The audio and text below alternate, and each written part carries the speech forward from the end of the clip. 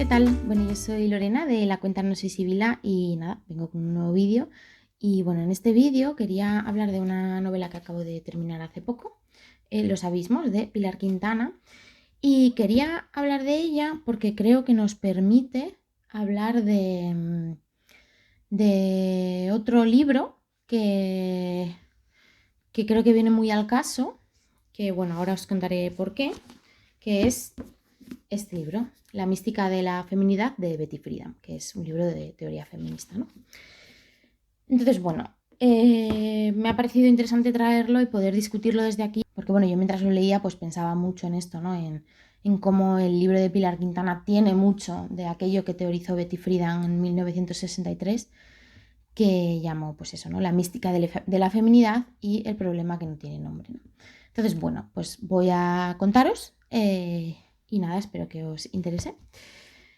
Entonces, bueno, pues os comento Los Abismos, de Pilar Quintana. Pilar Quintana es una autora colombiana de Cali y esta novela ganó el premio Alfaguara de novela del 2021. Y bueno, es una novela que a mí me ha gustado bastante porque me ha hecho reflexionar mucho sobre muchas cosas, aunque como novela creo que le falta ser redonda, ¿no? O sea, es muy interesante, pero le falta como... O sea, yo sentía todo el rato que estaba como en tensión y que en algún momento iba a explotar algo por ahí y no explota, ¿no? Entonces, quizás esa era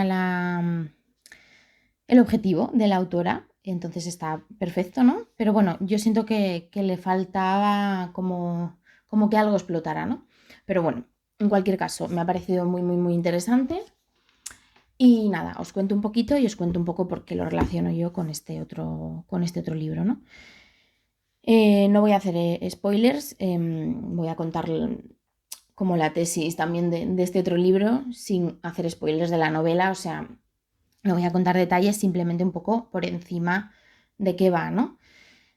Pero claro, si no queréis saber nada, pues mejor no, pues mejor parad, ¿no? Porque voy a hablar en profundidad de la tesis, de la tesis del libro de Betty Friedan y de la novela, ¿no?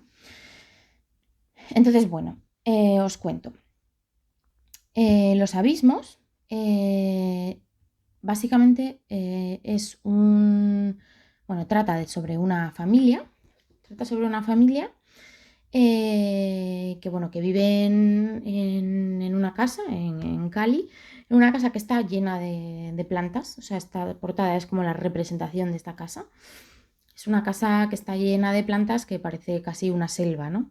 Entonces, bueno, como podéis ver, aquí hay una mujer y aquí hay un bebé, ¿no? Entonces, creo que ya empieza a entenderse un poco de qué va el asunto, ¿no? Entonces, digamos que esta mujer y este bebé, que es la niña, la novela está narrada desde el punto de vista de la niña, de la hija de esta familia que tiene 8 años, que viven en esta casa que es eso, ¿no? Como una especie de selva que se entiende como un lugar como un refugio, pero a la vez como un lugar de opresión, ¿no? Como en el que la madre está encerrada prácticamente, en el que pues la madre se ahoga, ¿no? Es como este teorizar la casa familiar como un lugar de opresión y de ahogo y de malestar para las mujeres, ¿no? Entonces, a partir de ahí es desde donde surge la novela, ¿no? Entonces, bueno, la novela está narrada por la hija de 8 años, como os cuento, ¿no? Entonces, pues nada, es la hija de 8 años contando la vida de su madre, también la de su padre, pero sobre todo se centra en su madre, ¿no? O sea, digamos que se centra como en el universo femenino que tiene que ver con su madre, con su tía, con otras mujeres que están relacionadas con ellas.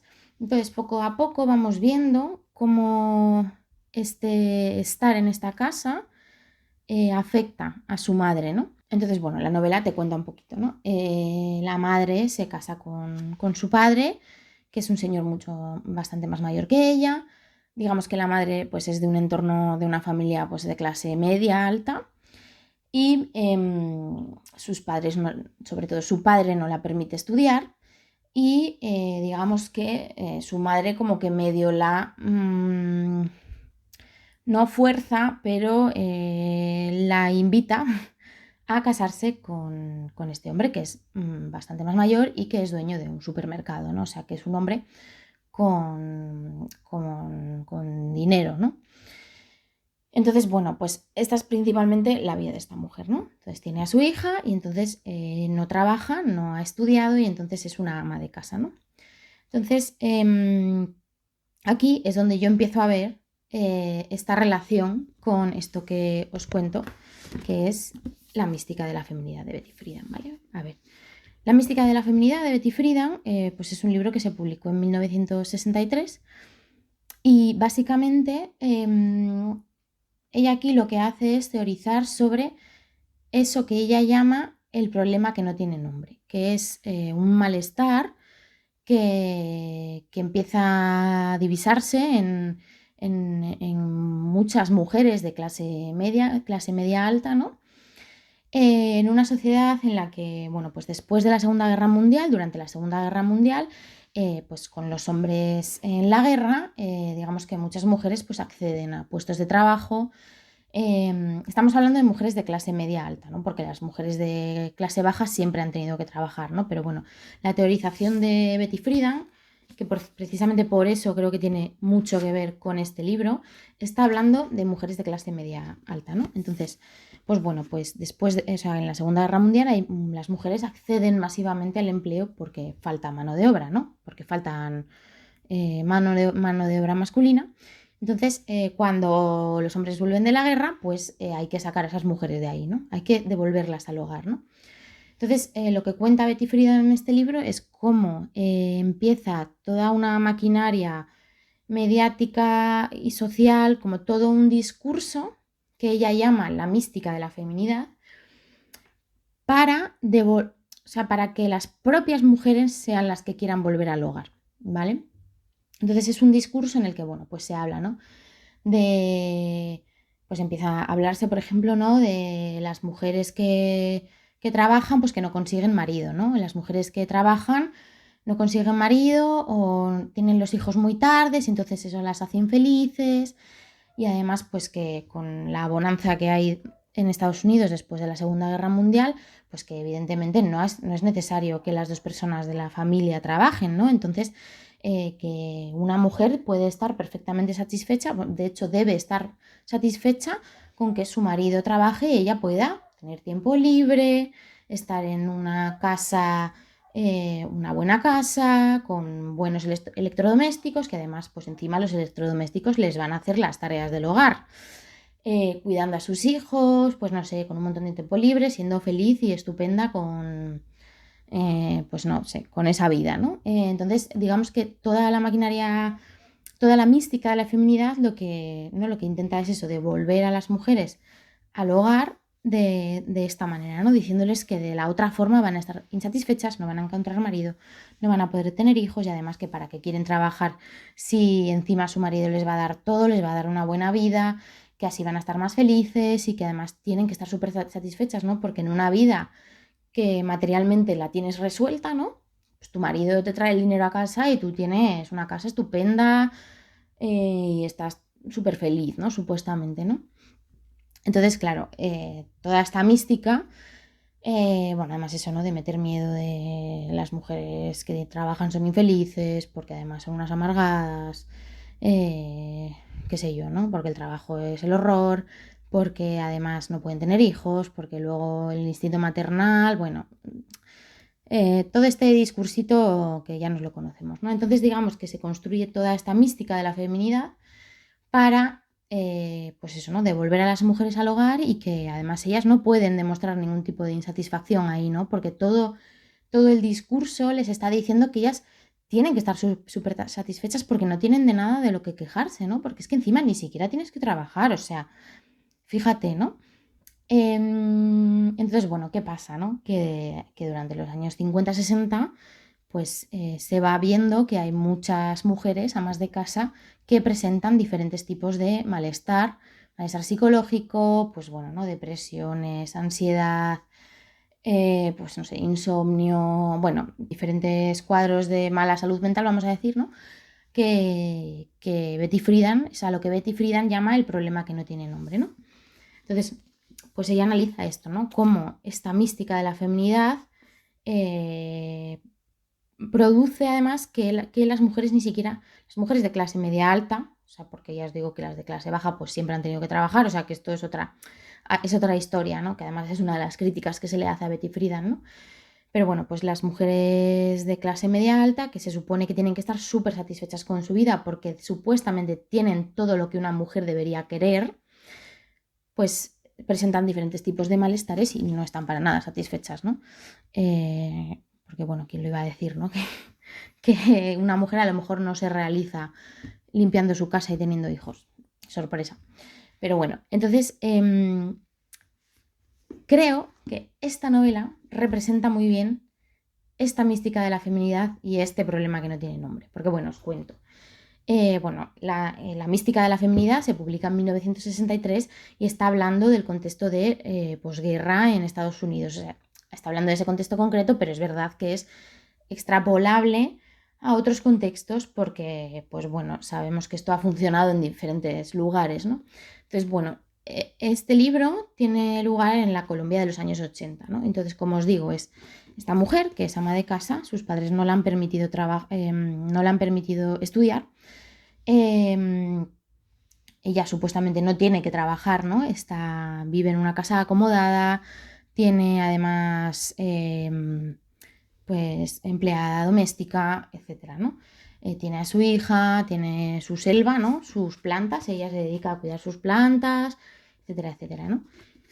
Pero poco a poco vamos viendo cómo este personaje de la madre tiene una gran insatisfacción vital. Lo vamos viendo a través de la mirada de su hija, ¿no?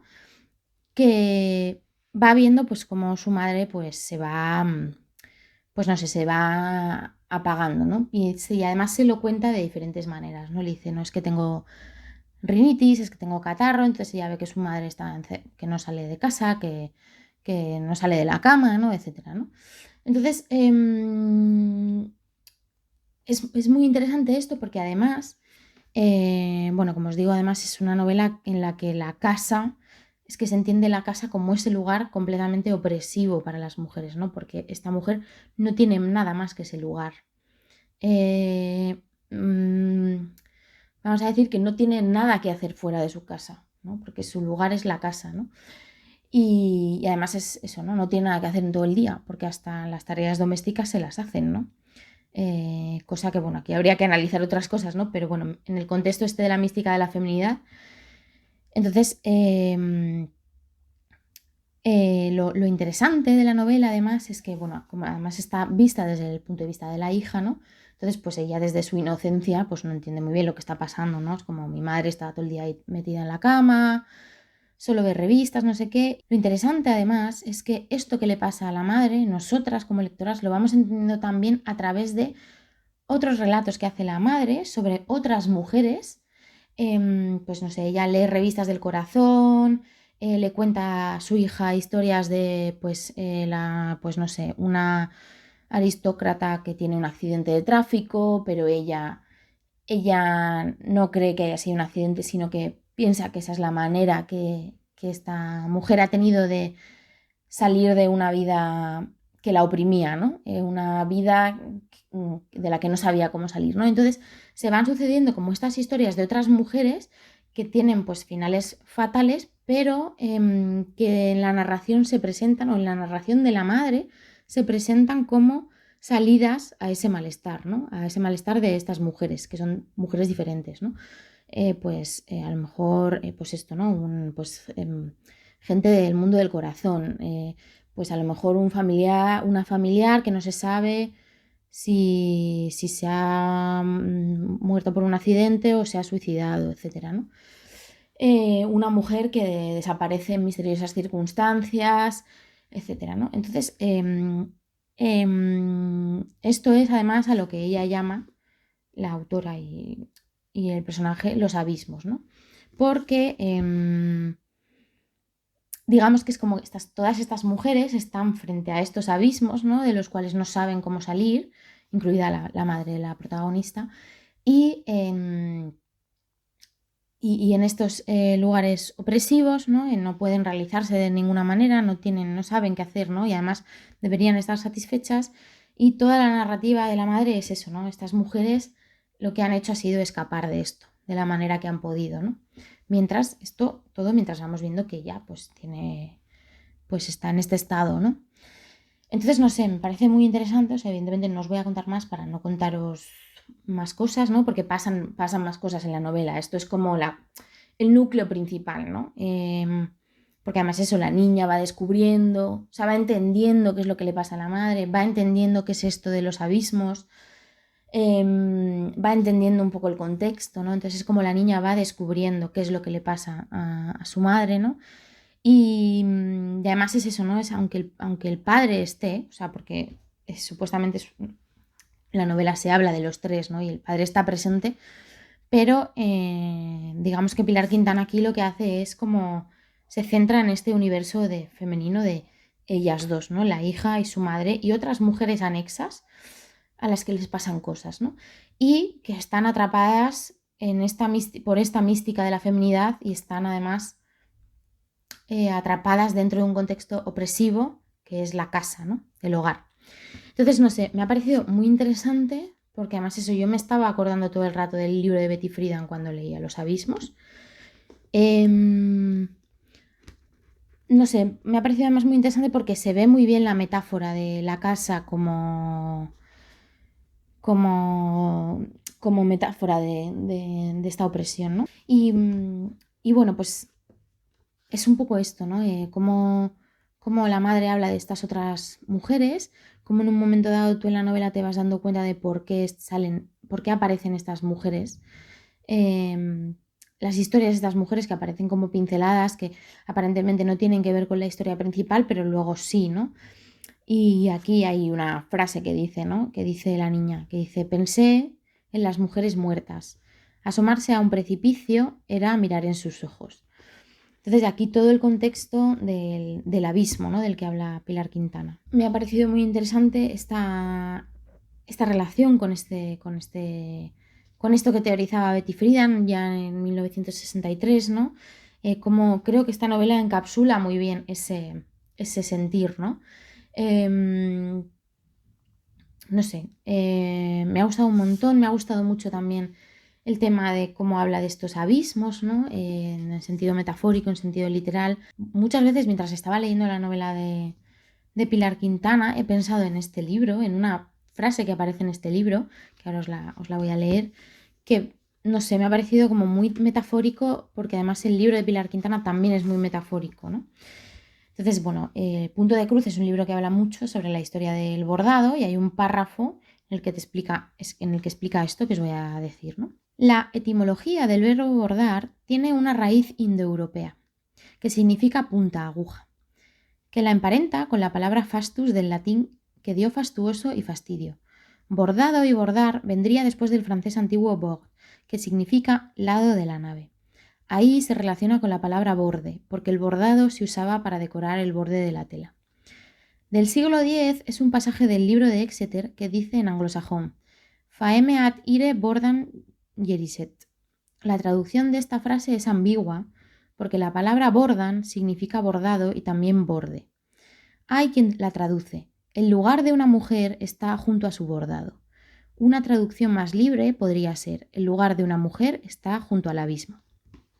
Entonces, esto que no tiene, no tiene nada que ver, pero sí tiene que ver, ¿no? Porque además relaciona también el lugar de la mujer está junto al bordado, el lugar de una mujer está junto al abismo, este tema de lo doméstico como, bueno, como algo que te enclaustra, ¿no? Y te lleva hacia este borde, hacia este abismo, ¿no? No sé, bueno, es una cosa muy metafórica que igual no tiene nada que ver, pero a mí me ha recordado, ¿no? Entonces, bueno, pues esto es lo que os cuento yo de Pilar Quintana y los abismos y de la mística de la feminidad de Betty Friedan. La verdad es que me ha dado para reflexionar mucho este libro, me ha gustado. No sé, es como un libro en el que parece que no pasa nada, pero como que de fondo están pasando muchas cosas, ¿no? que ya os digo que la narración para mí no acaba de explotar del todo, pero aún así puede que tenga cierto sentido y es lo que quisiera hacer la autora.